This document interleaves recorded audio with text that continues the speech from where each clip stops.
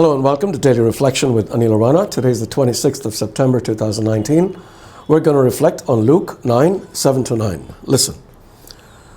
Now Herod the ruler heard about all that had taken place, and he was perplexed, because it was said by some that John had been raised from the dead, by some that Elijah had appeared, and by others that one of the ancient prophets had arisen. Herod said, John I beheaded, but who is this about whom I hear such things? And he tried to see him. The Gospel of the Lord. In January 1999, a Christian missionary named Graham Staines was burnt to death, along with his two sons, Philip aged 10 and Timothy aged 6, while sleeping in their station wagon in Orissa, India. The crime was perpetrated by a fundamentalist outfit led by a man named Dara Singh. Wife and mother Gladys Staines publicly forgave the killers of her family, and an entire nation was perplexed by this strange gesture. In July 2008, I went along with a group of youngsters to the World Youth Day held in Sydney, Australia. About 500,000 young people from 200 countries attended during the week, and more than 1 million came for the weekend.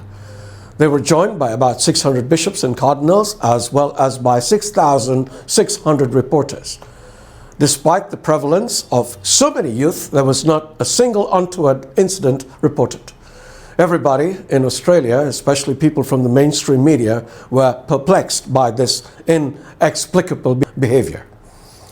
A couple of thousand years earlier, a man named Jesus was going around Galilee and the surrounding countryside, not only healing the sick, but bringing people back from the dead.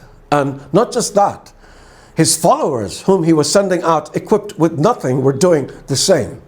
Herod, the ruler, was perplexed because such things were unheard of. But nobody was more perplexed than the Jews of his time.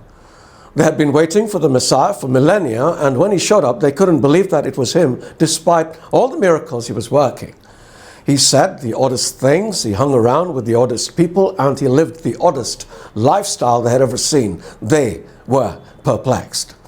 As you can probably tell, I like the word. What does it mean? If something perplexes you, it means it confuses and worries you because you do not understand it, or because it causes you difficulty in processing it. This describes what people feel whenever they meet true followers of Christ, because their actions confound them. These Christians turn the other cheek when struck on one. These Christians walk an extra mile. These Christians do not worry or fear or show anxiety. These Christians are joyful in the midst of strife. Question for the day: do you perplex people? God bless you.